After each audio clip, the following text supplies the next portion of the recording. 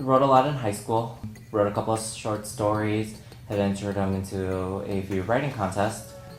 And those stories are actually kind of interesting. One was about a boy who committed suicide.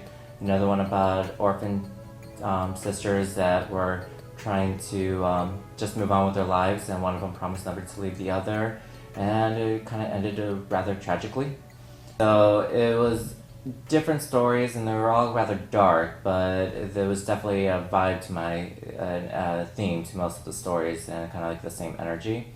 Met a couple of people on campus who were part of a church, and they wanted me to kind of study the Bible with them. I started going to Sunday services, midweek devotional, Bible talk, and even living with several of the other members of the church. Well, because of that, they had actually taken interest in my own life and had said there were some aspects that had to change. I needed to really take control of my gay tendencies, or homosexual tendencies as they like to call it, because I struggled with homosexuality. I wasn't gay. In the end, change even how I spoke, how I talked, to make it be less gay, and even change my writing. It didn't show that I was Christian enough. I was part of the church and stopped writing. I really didn't have any inspiration. I just couldn't get a point to where I was like, I want to write. I had nothing to write about. According to them, I walked away from God. I was no longer a Christian, and I'm going to hell. And in doing so, I kind of was like, you know what? I need to be myself. I need to learn how to be myself. But I was kind of at a writer's block. And finally, at one point, I decided to write, as they always say, about something that you know. And so I took different aspects of my own personality and applied it to these characters in a story called randoms.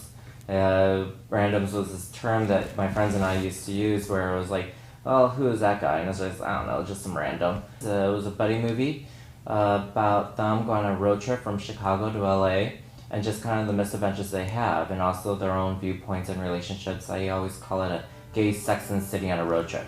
Finally decided, I'm going to go back to school, and at this point I saw that there was a couple of screenwriting competitions for gay screenplays, and I had to show characters in this positive light, and I'm like, hey, my story does that. I got an acceptance or award letter from the screenwriting competition saying, hey, you actually made the semifinals. And I was like, wow. So of the top 300 entries, I actually made the top 30.